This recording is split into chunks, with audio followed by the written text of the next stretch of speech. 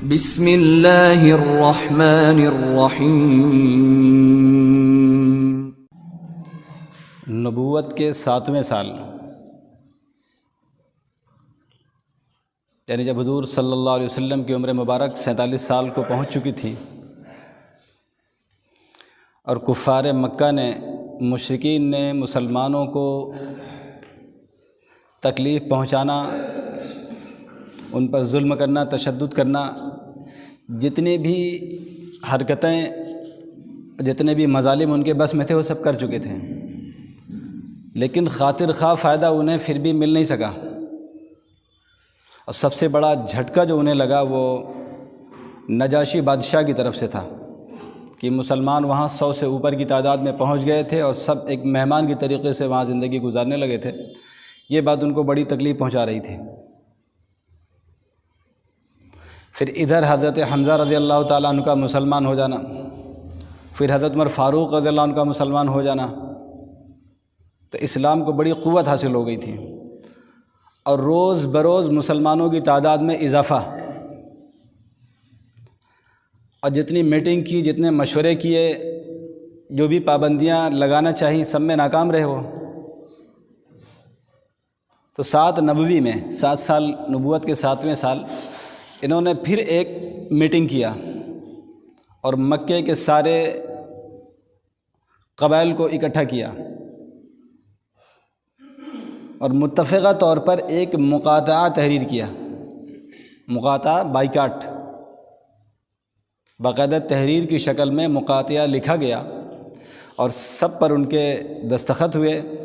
اور کعبۃ اللہ شریف کے اندر اس کو لٹکا دیا گیا۔ مقاطعہ کیا تھا کہ آج کے بعد سے بنو ہاشم، جو حضور صلی اللہ علیہ وسلم کا خاندان ہے، بنو ہاشم کے کسی بھی فرد سے بول چال، آنا جانا، ملنا جلنا، خریدنا اور بیچنا، رشتہ داری کرنا، کسی بھی قسم کا کوئی تعلق نہیں رکھا جائے گا، اور اگر کوئی تعلق رکھتا ہے تو اس کا شمار بھی اسی میں سے ہوگا۔ یہ ایک ظالمانہ تحریر لکھی گئی اور لکھنے والا کون تھا؟ ان لوگوں نے تحریر بنائی تھی، منصور بن اکرمہ انہی مشرکین میں تھے، کہ منصور بن اکرمہ لکھا تھا انہوں نے۔ تو سب سے پہلا اثر اس ظالمانہ تحریر کے یہ ہوا کہ منصور بن اکرمہ کے ہاتھ اسی دن شل ہو گئے تھے،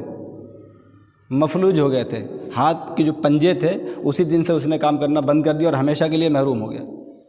پھر دوبارہ وہ کہتے تحریر پوری زندگی میں نہیں لکھ سکا۔ یہ اللہ کی طرف سے ایک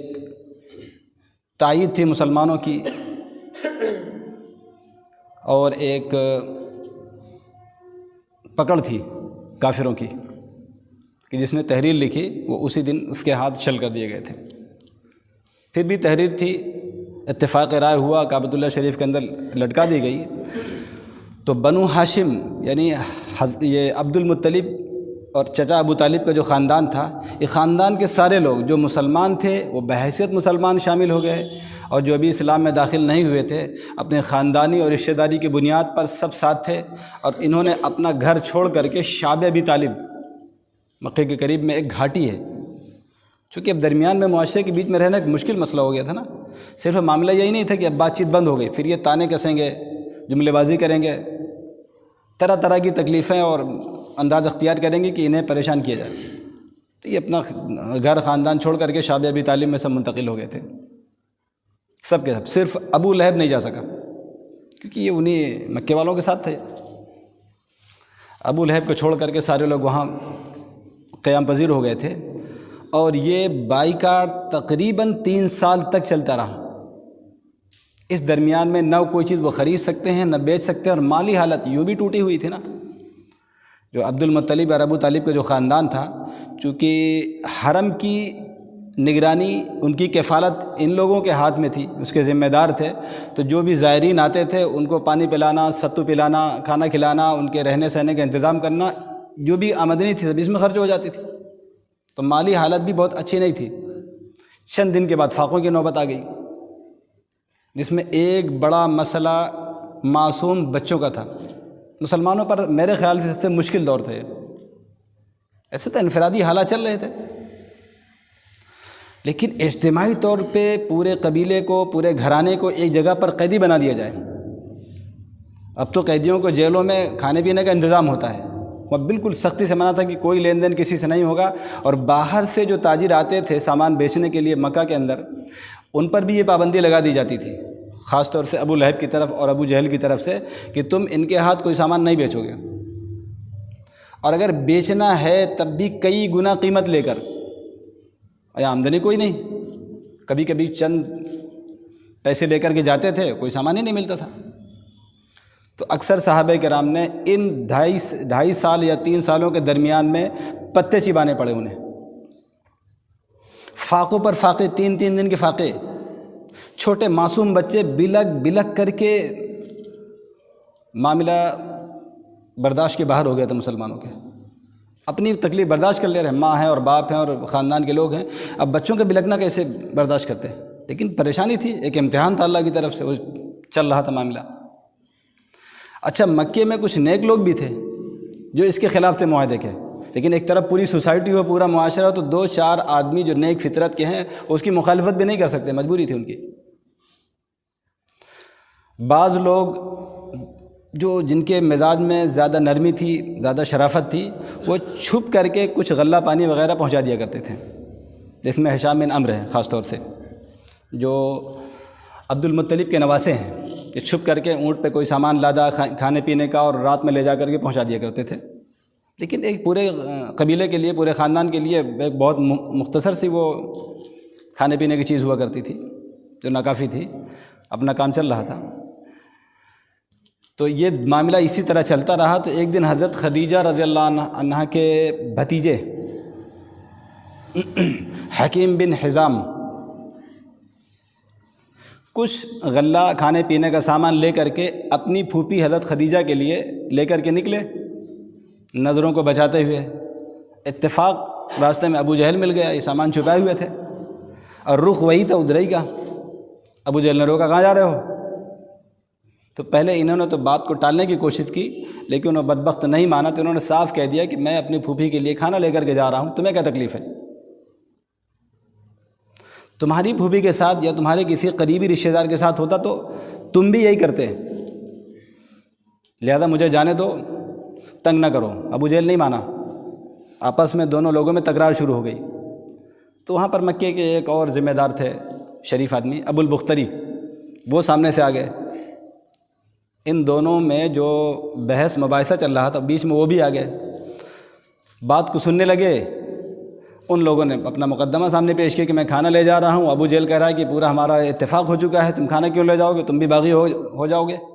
لہٰذا ہم تو نہیں لے جانے دیتے۔ تو ابو البختری نے کہا کہ ان کے حالات کو دیکھ رہے ہو کیا ہے، بچوں تک کو کھانا نصیب نہیں ہو رہا،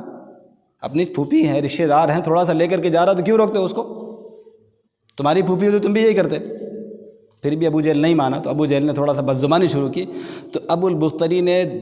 پاس میں پڑی ہوئی اونٹ کی ایک ہڈی کو اٹھایا اور ابو جہل کے سر پر بڑی زور سے مارا، اسے زخمی کر دیا۔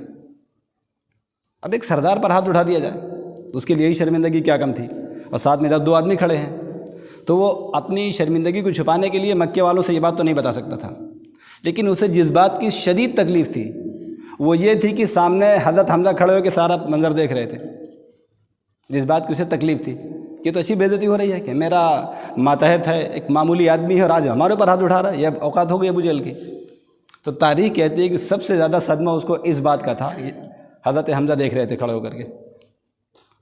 آخر کار وہ اپنے مقصد میں کامیاب ہو گئے، حکیم بن حزام، اور کھانا لے جا کر کے اپنی پھوپھی کو پہنچا دیا۔ کتنے دن چلتا یہ معاملہ؟ اسی چلتا رہا، تقریباً 2.5 سال سے اوپر بیت گئے۔ تو ہشام بن عمرو جو عبد المطلب کے نواسے تھے، کھانا پہنچا دیا کرتے تھے، ان کو بڑی بے چینی تھی اس معاملے کو لے کر کے۔ تو اب انہوں نے اپنے ہم نوا اکٹھا کرنا شروع کیا، جو ان کے ہم مزاج تھے، جو لوگ اس کے خلاف تھے، اب ان سے ملنا شروع کیا خفیہ طریقے پر جنہوں نے۔ تو 5 لوگ اکٹھے کر لیے، جو اس معاہدے کے خلاف تھے۔ 5 لوگ اکٹھا کرنے کے بعد اگلے دن صبح یہ حرم میں پہنچے، اور مکے کے جو سردار بیٹھے ہوئے تھے ان کے سامنے جا کر کے اس کی مخالفت شروع کر دی کہ کیا تماشا بنایا ہوا ہے، کوئی رشتہ دار ہے، کوئی بھائی ہے، کوئی باپ ہے، بھتیجا ہے، اور سب انسان ہیں، ہمارے ساتھ ہوتا تو ہم لوگ کیا کرتے۔ تو ابو جہل نے کہا کہ نہیں، یہ تو نہیں ہو سکتا، تمہاری بات تو نہیں چلے گا۔ تو ایک، پھر دوسرا، تیسرا، پانچ آدمی ایک ساتھ کھڑے ہو گئے۔ تو ابو جہل بہرحال سردار تھا، کہا یہ تو رات کی کوئی پلاننگ معلوم ہوتی ہے، کل تک تو ماحول بالکل ٹھیک تھا، یہ اچانک 5 آدمی کیسے آ گئے؟ لیکن 5 آدمیوں کا شور ہنگامہ جو بڑھا تو وہ کافی طول پکڑ گیا۔ بات ہوتی رہی، کوئی مخالفت کر رہا، کوئی موافقت کر رہا ہے، شور ہو رہا، معاملہ وہی بچوں کا اور عورتوں کا، بات وہی سامنے آ رہی تھی۔ تو جن میں انسانیت تھی وہ اس کی مخالفت کر رہے تھے، جو بالکل درندے ہو گئے تو وہ کہتے نہیں معاہدہ ہے، ان سے ہمارا کیا رشتہ ہے، ان کا مذہب دوسرا۔ یہ باتیں چل رہی تھیں، شور ہنگامہ ہو رہا تھا کہ ادھر شعبہ ابی طالب کے اندر حضور اکرم صلی اللہ علیہ وسلم نے اپنے چچا ابو طالب کو بلایا، اور بلانے کے بعد ایک خبر سنائی۔ کہا چچا جان، جو ان لوگوں نے تحریر لکھی تھی، جو معاہدہ لکھ کر کے کعبہ شریف کے اندر لٹکا دیا گیا ہے، اس پوری تحریر کو کیڑوں نے کھا لیا ہے، اور پوری تحریر ختم ہو چکی ہے۔ صرف بسمک اللہم جو شروع میں اوپر لکھا کرتے تھے، اس میں لفظ اللہ محفوظ ہے، بچا ہوا، باقی سب کیڑے کھا گئے ہیں۔ ابو طالب چچا جان کو ایک حوصلہ ملا اور کہا اب جا کر کے ہم ان کے سامنے شرط رکھتے ہیں، اپنی بات رکھتے ہیں۔ تو ان کی مجلس میٹنگ چل رہی تھی، ہنگامہ چل رہا تھا، یہ پہنچے اور مکے والوں کو مخاطب کیا، کہا تم لوگ یہ ہنگامہ کر رہے ہو، میں ایک بات تمہیں بتانے جا رہا ہوں، تم سن کر حیران ہو جاؤ گے۔ یہ خبر میرے بھتیجے نے دی ہے، اور اب تک کوئی پیشین گوئی غلط ثابت نہیں ہوئی، میرے بھتیجا جھوٹ نہیں بولتا، کوئی بات جھوٹی نہیں۔ کیا ہے؟ کہا جو تم نے تحریر کعبہ شریف کے اندر لٹکائی ہوئی ہے، اس کو کیڑوں نے کھا کر کے ختم کر دیا ہے، ایک حرف بھی بچا ہوا نہیں، صرف لفظ اللہ کے۔ اور تمہاری شرط ہی یہی تھی کہ اگر اب حضور کے جو خاندان بنو ہاشم ہیں، یا تو بائیکاٹ برداشت کریں یا پھر محمد کو ہمارے حوالے کر دیں، ہم ان کو ماریں یا چھوڑیں، یہ ہماری مرضی ہے۔ یہ ان کی مانگ تھی۔ تو ابو طالب نے جا کر کے کہا کہ اگر میرے بھتیجے کی بات غلط ثابت ہو جائے گی تو میں اپنے بھتیجے کو تمہارے حوالے کر دوں گا آج، اور اگر صحیح ہے تو یہ مقاطعہ، یہ ظالمانہ جو بائیکاٹ تھا، اس کو ختم کیا جائے۔ اب لوگوں کا حوصلہ بڑھ گیا، جو 5 لوگ تھے اب تو ایک دم سے ان کی تعداد بڑھ گئی، اور لوگوں نے کہا یہ تو انصاف کی بات ہے، بھئی کیڑے چھانٹ کر کے پوری تحریر کھا جائیں، یہ تو ایک کوئی معجزہ ہی ہو سکتا ہے نا، چھوٹی سی بات تو نہیں ہے، اور لفظ اللہ کو چھوڑ دیا جائے، چلو اٹھو یہاں سے آ کر کے دیکھتے ہیں، اسی پر فیصلہ ہو جائے گا۔ چنانچہ سارے لوگ ایک طرف ہو گئے، ابو جہل کے نہ ماننے کے باوجود بھی، اور اٹھ کر کے گئے کعبہ شریف کے اندر۔ وہ تحریر جو لٹکی ہوئی دیکھا تو بالکل بات وہی نکلے جو حضور صلی اللہ علیہ وسلم نے خبر دی تھی کہ پوری تحریر ختم ہو چکی تھی، صرف لفظ اللہ بچا ہوا تھا وہاں پر۔ اس طریقے سے تقریباً 3 سال کے بعد یہ سوشل بائیکاٹ ختم ہوا، اور ایک ظالمانہ مقاطعہ وہ ختم ہو رہا ہے، مسلمانوں کو کچھ راحت نصیب ہوئی۔ یہ 790 میں تقریباً محرم کے مہینے میں یہ بائیکاٹ اور یہ مقاطعہ تحریر میں لایا گیا تھا، پھر ادھر رمضان سے کچھ پہلے یہ ختم ہوا تھا، تقریباً 3 سال کچھ کم ہے۔ ایک مشکل دور تھا مسلمانوں پر، یہ مشکل دور ہے، مشکلات تو چل ہی رہی تھی، ایک امتحان بھی تھا، آزمائش تھی اللہ کی طرف سے، جس میں مسلمان پورے اترے، اور ایک بھی مسلمان نے کوئی شکایت اپنی زبان پر نہیں لائی، کوئی مسلمان نہیں لایا کہ اللہ کے نبی صلی اللہ علیہ وسلم کی خدمت میں گیا ہو، اپنی پریشانی تو انہوں نے بتائی ہے، لیکن شکایت یا اسلام کے خلاف کوئی بددلی پیدا ہو جانا، اسلام سے دوری پیدا ہو جانا، یا اسلام کو چھوڑ دینا، ایسا کوئی بھی واقعہ پیش نہیں آیا ہے۔ اللہ تبارک تعالیٰ نے سب کو ثابت قدم رکھا ہے۔ اللہ ہم سب کو بھی اسلام پر ثابت قدم فرمائے۔